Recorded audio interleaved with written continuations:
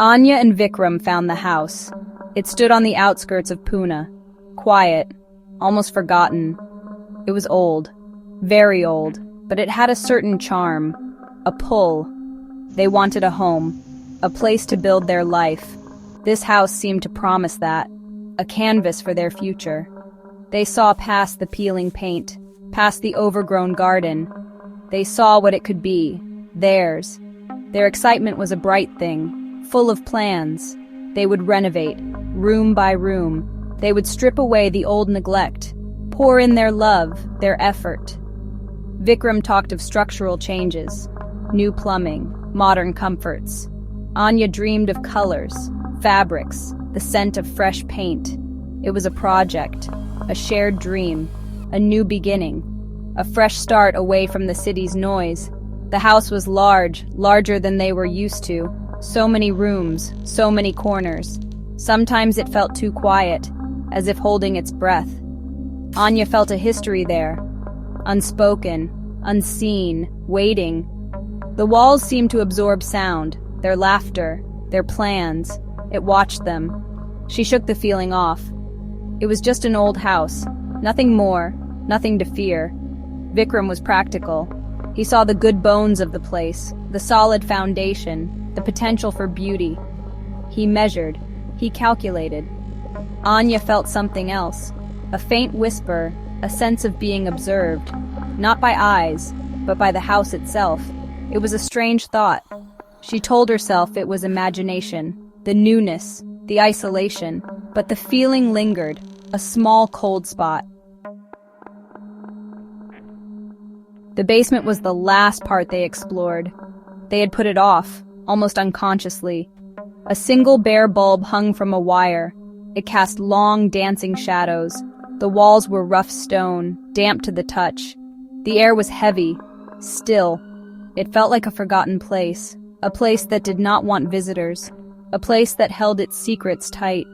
It smelled of damp earth, and something else, something old, stale, a hint of decay, but not of anything living, more like forgotten memories, left to rot. Vikram wrinkled his nose. He was usually unfazed by such things, but even he felt it here. The oppressive weight of the atmosphere.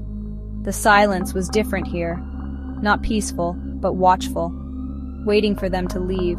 Vikram tried to be cheerful. Just needs a good airing out, he said. His voice sounded too loud, too forced. Aanya shivered. It was not just the damp. It was a deep cold, a cold that came from the stones, from the earth beneath. It settled in her bones. She felt a strong urge to turn, to run back up the stairs, into the sunlight, away from this place. She did not want to go down, not fully, certainly not alone. The wooden stairs creaked ominously. Each step was an unwilling descent, into the gloom, into the unknown.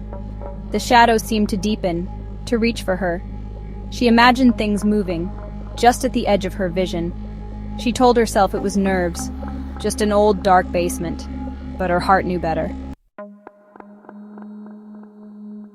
The sounds began softly, so softly. A faint tap, then another. Tap, tap, like water dripping slowly, but there were no pipes there, no leaks. Aanya heard it first. She was a light sleeper. The house was usually so quiet at night, except for the wind, or the distant bark of a dog. This was different. This was inside. She would lie awake, listening. The house settled around her. Vikram slept soundly beside her, unaware. The tapping came and went, irregular at first, then more steady. Tap, pause, tap, tap. It seemed to be coming from below, from the direction of the basement. A small, persistent sound, a secret language only she could hear, or so it felt in those lonely hours. She told Vikram about it, one morning, over tea. "I hear knocking," she said, "from the basement." He listened patiently. That night he tried to hear it, but there was nothing, only silence. "Old houses make noises, Aanya," he said gently. He smiled, trying to reassure her, but she did not smile back. His dismissal made her feel more alone, more certain. The tapping did not stop. It grew, louder, more insistent. It was no longer random. There was a rhythm to it, a definite pattern. It called to her. It pulled at her. She would find herself standing at the top of the basement stairs, listening. The cold air would drift up, carrying the faint, rhythmic sound. Tap, tap, tap, tap, tap. It was a message. She was sure of it. Anya could not ignore the sound. It wove itself into her days, her nights. It was a constant companion, an unwelcome guest. The rhythmic tapping filled her thoughts. Sleep became a luxury. She would jolt awake, listening, waiting for it. The house felt heavy now, oppressive, as if the very air was thick with unspoken words, pressing down on her. She started to document the taps, with a pen and a notepad, sitting in the dim hallway, near the basement door. She wrote down the sequences, short taps, long taps, pauses. A pattern began to emerge, clear, undeniable. It was not random noise. It was structured, deliberate. It was a language, a desperate, urgent communication from the depths of their new home. Was she losing her mind? The thought flickered. Vikram worried about her. She saw it in his eyes, the way he watched her, his forced smiles. He suggested a holiday, getting away from the house. But she couldn't leave, not yet, not until she understood. The house held her captive. Its secrets demanded to be known. She felt a strange responsibility. It had to be a code. She felt it deep within her, a message trapped in the stone, in the earth, waiting for someone to listen, someone to understand, for years, perhaps decades. The thought sent a shiver down her spine. Who was sending it, and why? The mystery deepened. The urgency of the taps seemed to grow with her awareness. Section 5. Decoding the Despair. She searched online. Morse code. The patterns matched. Dot, dash, short tap, long tap. Her fingers trembled as she held the chart. Compared it to her notes. The late nights spent listening, transcribing. It all started to make a terrible kind of sense. The pieces clicked into place, one by one, each letter a revelation, each word a stone on her heart. SOS. Those were the first letters, so clear, so unmistakable. A universal plea for help. A chill ran through Anya, colder than the basement air. This was not her imagination. This was real, horribly real. Someone had been in distress, deep distress, trapped, desperate. The realization hit her with physical force. She felt sick, afraid. More words followed, as she painstakingly deciphered the repeating sequence. Help us. Then a pause. Below. Help us. Below. The message repeated, over and over. A silent scream, etched into the silence of the house. A cry that had gone unheard for so long. The despair in those simple words was overwhelming. It was a voice from a forgotten tragedy. Vikram was still skeptical. He tried to reason with her. Anya, it could be anything. But then he saw her face, the raw terror, the absolute certainty in her eyes. He took the notepad from her trembling hands. He looked at her notes, at the Morse code chart, and then he listened. Truly listened. And he finally heard it too, faint, but undeniably there. Tap, tap, tap, tap. They had to know. They could not live with this. This secret, this cry for help. Who had lived in this house before them?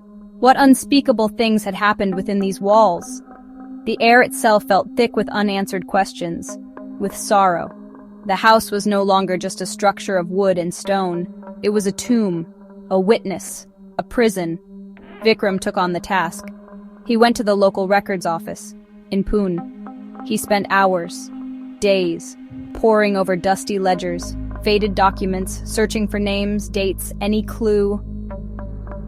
Anya waited at home. The tapping seemed louder now, more urgent, as if it knew they were trying to understand, as if it was encouraging them, pleading with them, to hurry. He found a name, finally, after much searching, the D'Souza family. They had lived in the house about 50 years ago. That was the last official record of occupancy, before a long period of abandonment. The D'Souza's. The name felt heavy, significant, a family. What had happened to them? Why did their story end so abruptly in the town's records? The records showed they owned the house.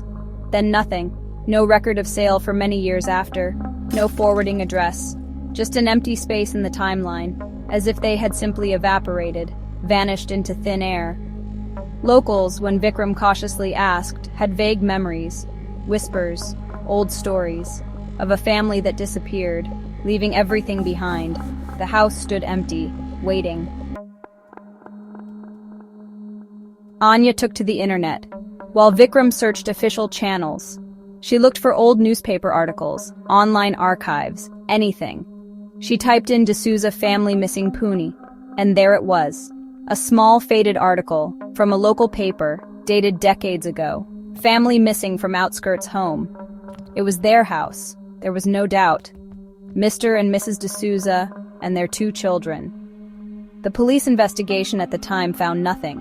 No signs of struggle, no forced entry. The house was locked from the inside. Food was still on the table, as if the family had merely stepped out for a moment, intending to return. But they never did. The article was brief, lacking detail, but it painted a chilling picture of sudden, inexplicable disappearance. A life interrupted. Neighbors at the time the article mentioned had spoken of arguments, loud voices, heard from the D'Souza house in the weeks leading up to their disappearance. Then an abrupt silence, a deep, unsettling quiet that fell over the property. For weeks no one saw them, no lights, no sounds, until concern finally led to the discovery of the empty, locked house. The children. Anya's mind kept returning to the children. A boy and a girl. Their names were listed, their ages, young, innocent, the Morse code, help us. It was a child's plea. She felt a wave of nausea. The connection was too horrifying to contemplate, yet impossible to ignore. What terrible fate had befallen the D'Souza family? And were their voices still echoing? The tapping was loudest in one specific corner, of the basement. The concrete floor there looked different, uneven, as if it had been patched, poorly, long ago. This was the spot. The messages seemed to emanate directly from beneath their feet, pulsing with a desperate energy, insistent, unwavering, pointing them towards a hidden truth, a buried secret. "We have to look," Anya whispered. Her voice was hoarse. Vikram stared at the spot, his face pale. He was a rational man, a practical man. This was beyond anything he had ever imagined. Breaking through concrete, based on tapping sounds. It felt insane, but Anya's conviction, the persistent rhythmic plea, he could not deny it any longer. Fear mixed with a grim determination. He found a pickaxe in the old shed, a heavy sledgehammer. The tools felt cold in his hands. Back in the basement, the air was thick, suffocating. The first strike of the pickaxe on the concrete was deafening in the silence. It echoed through the small space. Each blow was a question, each crack in the surface a step closer. To what? They didn't know. They feared it. The concrete finally broke, giving way. Beneath it was packed earth, dark, damp. Vikram dug with his hands, then with a small trowel Anya brought, and then something else. Not stone, not earth, small bones, fragile, almost childlike. A tarnished silver locket, engraved with a tiny initial. The truth, cold, hard, and terrible, revealed at last in the gloom. They called the police, numbly. The house was suddenly filled with strangers. Uniforms, flashing lights, questions, so many questions. The basement became a place of methodical investigation. The remains of the D'Souza children, buried beneath the concrete. Their silent cries finally answered. After half a century, justice of a sort. But the horror remained, etched into the walls. Anya and Vikram moved out, as soon as they could. They could not stay, not another night. The house was no longer a dream. It was a nightmare. It held too much sorrow, too much pain, the memory of the tapping, the discovery. It would haunt them forever. They sought peace elsewhere, far away from the old house on the outskirts of Pune, trying to forget. Years passed. The house stood empty for a while. Then new owners came, a young couple, full of hope. Much like Aanya and Vikram had been, they were drawn by its old-world charm, its quiet, secluded location. They saw the potential, the sturdy bones. They planned renovations, a fresh coat of paint. They knew nothing of its recent grim history, or its older secrets. One night, not long after they moved in, the wife woke suddenly, to a faint sound, so soft she almost missed it. Tap, pause, tap, tap, coming from downstairs, from the direction of the basement. She thought it was the old pipe settling, or perhaps a dripping tap. She would ask her husband to check it in the morning. For now, she turned over and tried to go back to sleep.